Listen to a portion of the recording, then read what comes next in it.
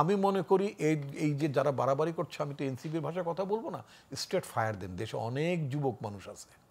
আমরা সচিবালয়ের পরে বন্দর নগর ভবনের আন্দোলনের বিষয়ে আসবো, তার আগে ডক্টর আসাদুজ্জামান রিপন, এই সচিবালয় আন্দোলন, নগর ভবনের আন্দোলন, বন্দরের আন্দোলন, এনবিআরের আন্দোলন, সব কিছু পেছনে তো একটা রাজনীতি থাকে কিছুটা।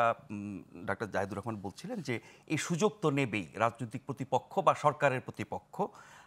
আপনি কি এর পেছনে কোনো রাজনৈতিক ভূমিকা ইন্ধন দেখেন, বা এই পরিস্থিতি মোকাবেলায় সরকারের ভূমিকা কতটা যথাযথ মনে করেন? আমি ডাক্তার জাহিদুর রহমানের বক্তব্যের সাথে সম্পূর্ণ একমত, এর মধ্যে আমার কোনো ভিন্ন মত নেই। আমি সরকার প্রধান প্রফেসর মোহাম্মদ ইউনূস সাহেবের একটি বক্তব্যকে কোট করতে চাই। তিনি বলেছেন যে শেখ হাসিনার বিরুদ্ধে যখন মানে আওয়ামী লীগ যখন ব্যান করা হলো বা অথবা তার বিরুদ্ধে যখন প্রসিডিংস স্টার্ট হচ্ছিল, তখন দেশ একটা যুদ্ধাবস্থায় চলে গিয়েছে। তো দেশ যখন যুদ্ধাবস্থায় থাকে তার মানে কি, একটা মোটামুটি একটা ইমার্জেন্সি পিরিয়ডই তো বলা হয় নাকি?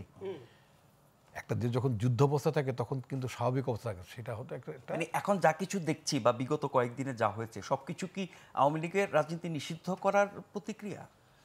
অ্যাটলিস্ট আপনার প্রধান উপদেষ্টা সেটাই তার ক্লেম বক্তব্যে তাই। করেছেন। তার ক্লেমটা সেটি যদি আমি আমার বুঝতে যদি খুব অসুবিধা না হয়ে থাকে, এবং বিষয়টা একেবারেই অমূলকও না। উনি যেটা ওবায়দুল কাদের রেফারেন্সে যেটা বললেন, এবং এই পর্যন্ত যতগুলো ঘটনা ঘটেছে সেগুলোর পেছন তো নিশ্চয়ই আপনার মানে পতিত স্বৈরাচারের ফেরত আসার, অথবা আবার একটু নাক জাগিয়ে অক্সিজেন নেওয়া যায় কিনা সেটা একটা ব্যবস্থা করে। কিন্তু আমি মূল কথায় যেটা যেতে চাই সেটা হচ্ছে, যদি প্রফেসর মোহাম্মদ ইউনূস এবং তার সরকার যদি মনে করে যে শেখ হাসিনার দলকে ব্যান করার পরে দেশ একটা যুদ্ধাবস্থার মধ্যে রয়েছে, তাহলে এটা ট্যাকেল করছেন না কেন?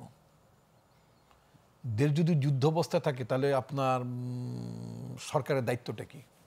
সরকারের দায়িত্ব হচ্ছে স্টেক হোল্ডার্স। এখন ওরা স্টেক হোল্ডার্স তো এমপি না। আর এমপি থাকলেই বা কী হতো? আমরা ইন্ডিয়াতে কি দেখলাম, যে ইন্দো পাক ওয়ারের সময় দেখলাম যে মোদি তার একেবারেই বিরুদ্ধ পক্ষ কংগ্রেস সবাইকে ডেকে তিনি বৈঠক করেছেন এবং দেশের পরিস্থিতি ব্যাখ্যা করেছেন। যদি সত্যি সত্যি যদি একটা যুদ্ধাবস্থা বিরাজ করে থাকে, মানে প্রধান উপদেষ্টার বক্তব্য অনুযায়ী, তাহলে পুরো পরিস্থিতিটাই তো আপনার প্রধান উপদেষ্টা উচিত ছিল বা উচিত হবে সমস্ত রাজনৈতিক দলগুলোকে আপনার করা, কি বলে আপনার অবহিত করা।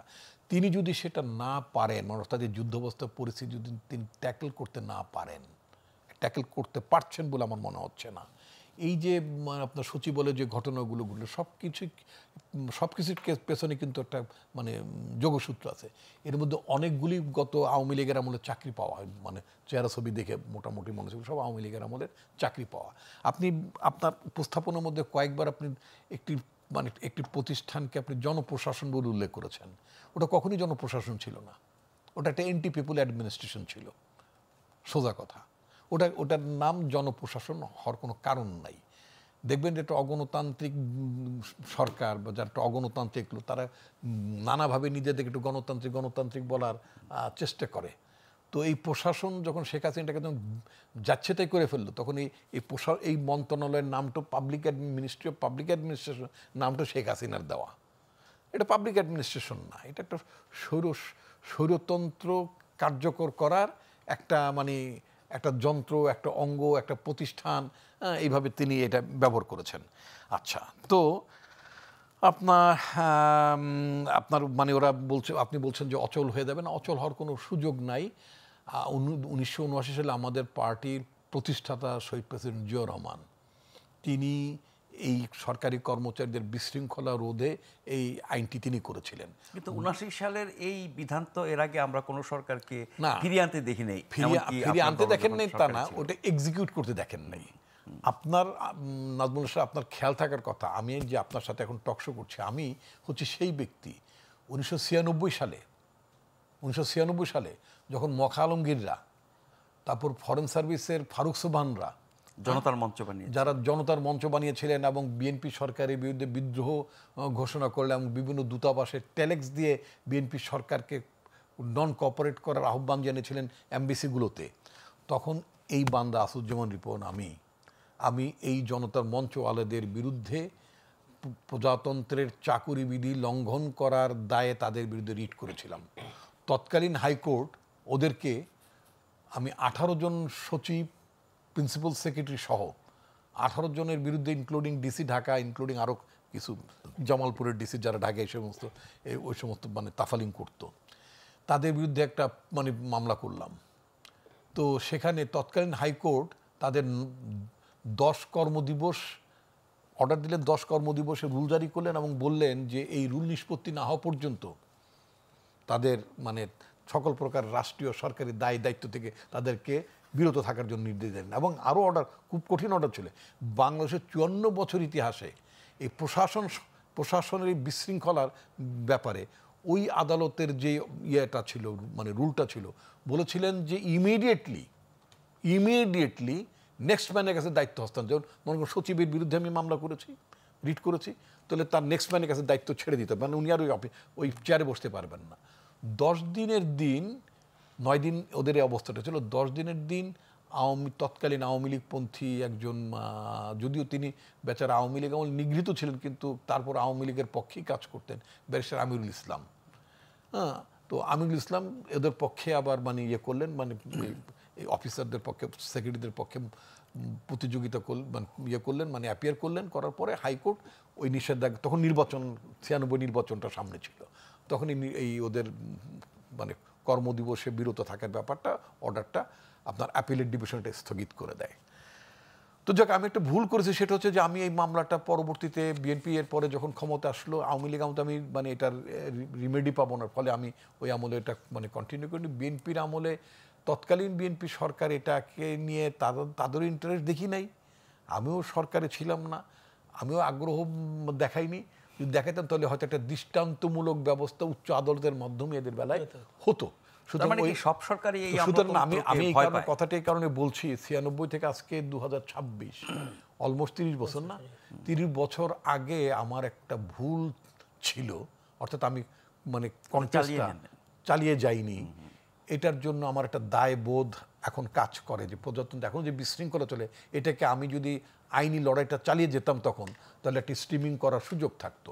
আমি মনে করি এই যে যারা বাড়াবাড়ি করছে, আমি তো এনসিপির ভাষায় কথা বলবো না, স্ট্রেট ফায়ার দেন। দেশে অনেক যুবক মানুষ আছে, অনেক বেকার যুবক আছে, তাদেরকে এমপ্লয়েড করা যাবে, কোনো সমস্যা নেই, এটা নিয়ে কোনো অচলাবস্থা তৈরি হবে না, স্ট্রেইট। এই যে তবে ছাড় দেওয়া যাবে না এই কারণে আমি সরকারকে বলবো ছাড় দেওয়া যাবে না। এখনো তো সরকারকে সমর্থন করতে চাই, করছিও, এই কারণে ছাড় দেওয়া যাবে না। ভবিষ্যতে নির্বাচিত সরকার আসলে এই পতিত স্বৈরাচারের মালেরা, আমি শব্দটা ওইটি উচ্চারণ করব, এই পতিত স্বৈরাচারের মালেরা যারা 3 তারিখে 4 তারিখেও যারা ব্যানার নিয়ে দাঁড়িয়েছিল রাস্তায় জনগণের বিরুদ্ধে, শেখ হাসিনাতেই আস্থা। Again, I want to cite another example of the agricultural ministry, some officers. এই যে কৃষি ভবনের নাম জানেন না, কৃষি ইনস্টিটিউট, কৃষিবিদ, ওখানে ওই যে ফার্মগেটের ওদিকে, ওখানে অসংখ্য কৃষিবিদরা এরকম মানে হাসিনাতেই আস্থা, শেখ হাসিনাতে আস্থা নিয়ে ব্যানার লাগালেন, অফিস ফেলে দিয়ে, দায়িত্ব ফেলে দিয়ে আস্থা প্রকাশ করার জন্য দাঁড়ালেন। বর্তমান সরকারটি ক্ষমতা আসার পরে আমি সিরিয়াসলি আমি অ্যাকিউজ করতে চাই, বর্তমান যিনি কৃষি উপদেষ্টার দায়িত্বে আছেন, তিনি, আমি বহুবার টক শোতে বলেছি, উনি তাদের বিরুদ্ধে কোনো ব্যবস্থা নেন নাই। যদি ওই যে যারা আস্থা প্রকাশ করলো, এরকম বিভিন্ন মন্ত্রণে যারা আস্থা প্রকাশ করেছেন, এগুলো তো এভিডেন্টলি প্রুভড, ভিডিও আছে, ছবি আছে, পত্রপত্রিকায়, ফেসবুকে আছে, তাদেরকে একটা শোকজও করেন নাই। যদি ওই সমস্ত, যখন আমি কথা বলা শুরু করলাম, আমি তো সব বিশৃঙ্খলার বিরুদ্ধে সবসময় খুব প্রতিবাদী থাকি, যদি ব্যবস্থা যদি সেদিন তিনি নিতেন বা অন্যান্য উপদেষ্টা তাদের রেসপেক্টিভ জায়গাগুলোতে নিতেন, তাহলে আজকে এই সমস্ত গোদের উপরে বিস্ফোরক হিসেবে দেখা দিত না। আমি এখনও সোচ্চার এই কারণে, ভবিষ্যতে ইলেকটেড গভর্নমেন্ট যখন আসবে, এই মালেরা আবার ইলেকটেড গভর্নমেন্ট, হাসিনার আমল তো বিলিয়ন ডলার পাচার হয়েছে, হাজার কোটি টাকা তারা পাচার করেছে। ওই যে ওবায়দুল কাদের উদাহরণ তিনি টানলেন, 3 মাস বসে দেশে অস্থিতিশীলতা করার চেষ্টা করেছে, টাকা পয়সা ফাইন্যান্স করে, মনে করলো যে হলেই তারপর লাভ দিয়ে নামবেন, সেটা হয়নি বলে ব্যর্থ মনে চলে গেছেন। ওরা তো বিএনপি গভর্নমেন্ট কেউ ডিস্টার্ব করবে, সেই জন্য এই সরকারের দায়িত্ব হবে, যারা এই সমস্ত কথায় যারা এই সমস্ত দাবি তোলেন, সেটা আনসার হোক, যেই হোক না কেন, তাদেরকে কঠোর হস্তে দমন করতে হবে।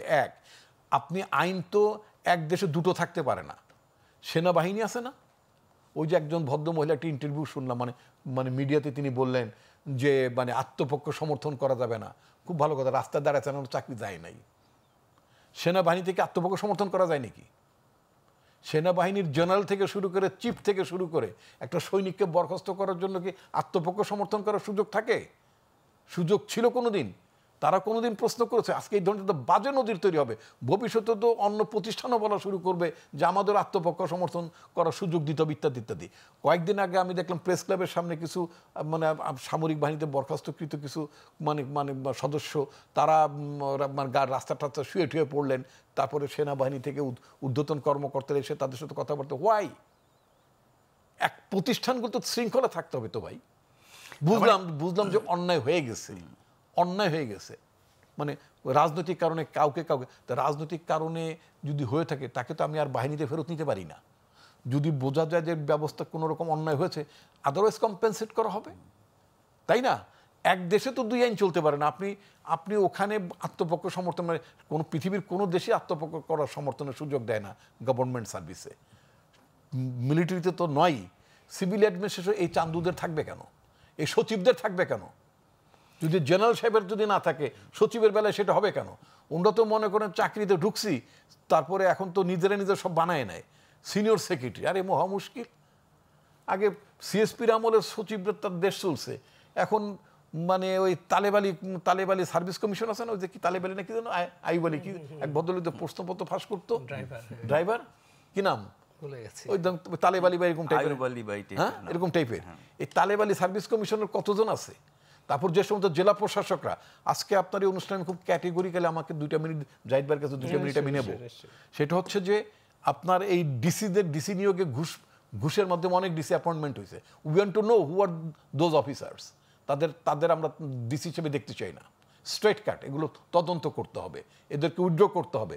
কারণ এদের এখন অন্ধকার ঘরে সাপ মানে সারা ঘরই সাপ। আমি তো অ্যাকচুয়ালি জানি না যে 64 জেলার 64 জন ডিসি ঘুষ দিয়ে আসছেন কিনা, হয়তো 4 জন অথবা 1 জন, কথার কথা, কিন্তু অভিযোগ তো আছে। সুতরাং এই সেট আপটা বদলাইতে হবে। আরেকটা কথা আমি সরকারের উদ্দেশ্যে বলতে চাই, আমি অত্যন্ত বিরক্ত হই যখন পত্রিকায় যখন দেখি অমুকের দেশ ত্যাগে নিষেধাজ্ঞা। ওই চান্দু কিন্তু অনেক আগে দেশ ছেড়ে চলে গেছে। যেগুলো যে আমরা ছোটবেলায় শুনতাম না, চোর পালালে বুদ্ধি বাড়ে, চোরগুলো পালিয়ে গেছে। চোরগুলো পালিয়ে যাওয়ার পরে তারপরে সরকারের প্রজ্ঞাপন দেয়, কি বলে 3 মাস 4 মাস 6 মাস 8 মাস আগে পালাই গেছে, এরকম বহুত লোক আছে। তারপরে একটা মানে প্রজ্ঞাপন দেখে যে অমুকের দেশ থেকে নিষেধাজ্ঞা। আরে উনি কি দেশে আছে নাকি? গেল এক। দ্বিতীয়ত এখন এই কথাটা উঠাইলাম যে গতকালকে অথবা গত পরশুতে ওই যে আপনি যে প্রশাসন বললেন, কি বললেন, জনপ্রশাসন, ওই জনপ্রশাসন মন্ত্রণালয়ের একজন 12 বছর 14 বছর আগে রিটায়ার্ড করা এক মাল, হ্যাঁ, ওই লোকটাকে এনে রিটায়ার্ড করছে। মানে একবার টায়ার্ড হয়েছে, তারপর আবার দ্বিতীয়বার টায়ার্ড হয়ে, এটার নাম হলো রিটায়ার্ড, অনেকে বলে আর কি, ঠিক আছে। এই দ্বিতীয় দফায় মানে রিটায়ার্ড করা লোক মানে হয়েছে। এই 12 বছর পরে নাতি পোতা পালতেছিল, তাদেরকে ডেকে এনে কাউকে ক্যাবিনেট সেক্রেটারি, কাউকে আপনার public administration ministry secretary. Why? লোকের কি আকাল পড়ছে নাকি? এই সরকার আমাদেরকে তুষ্ট করা না আসেন, শুধু আমলা না, ওই সমস্ত পতিত মালদেরকে যেগুলো 12 বছর 14 বছর আগে যারা মানে এই সরকার, আমি আছে সরকারের মধ্যে তো একটা গ্রুপ অফ পিপল আছে। বেগম খালেদার বিরুদ্ধে দুদকের মামলা করার ব্যাপারে কোনো ভিত্তি নাই, মামলা করেছে যে ওই যে মুখলেস, পুরস্কৃত করা হয়েছে। হ্যাঁ, সে মুখলেসকে আইনের সিনিয়র সেক্রেটারি করতে হবে কেন? কোনো দরকার ছিল না। এখন আমি আপনার অনুষ্ঠানে যদি সরকারের লোকেরা দেখে থাকেন, আমি আপনার অনুষ্ঠানের মাধ্যমে সরকারকে বলতে চাই, যদি মুখলেস পালিয়ে যায় তাহলে কিন্তু সরকারকে ছাড়বো না। কারণ এখন মুখলেস থাকতে প্রজ্ঞাপন দিতে হবে মুখলেসের দেশ থেকে নিষেধাজ্ঞা। মুখলেসের বিরুদ্ধে মামলা হয়েছে এবং মুখলেসের ব্যাপার অনুসন্ধান করার জন্য আদালত নির্দেশ দিছে। এখন মুখলেস বৃহস্পতিবার দিন অফিস ছুটি, শুক্রবার দিন নাতিপুতি দেখতে যদি এখন যদি আমেরিকা বা লন্ডনে চলে যায়, নিষেধাজ্ঞা না থাকলে যেতেই পারে কিনা? তো সেই জন্য সরকার উচিত হবে, পার্টিকুলার স্বরাষ্ট্র মন্ত্রণালয়ের দায়িত্বপ্রাপ্ত উপদেষ্টার কাছে আমি আহ্বান জানাচ্ছি, একদম বিলম্ব করা যাবে না। মুখলেসের ব্যাপারে প্রজ্ঞাপন জারি করতে হবে। মুখলেসের মুখলেস যাদের যাদের ব্যাপারে ইনকোয়ারি হবে, ওই যে কি বলে আপনার ওই যে দুদকে যারা ছিল, এমনকি ফ্রড ইলেকশন করার জন্য যে commissioners and chief election commissioners আগে বাগে সবকটা দেশ থেকে নিষেধাজ্ঞা জারি করা, প্রজ্ঞাপন জারি করা।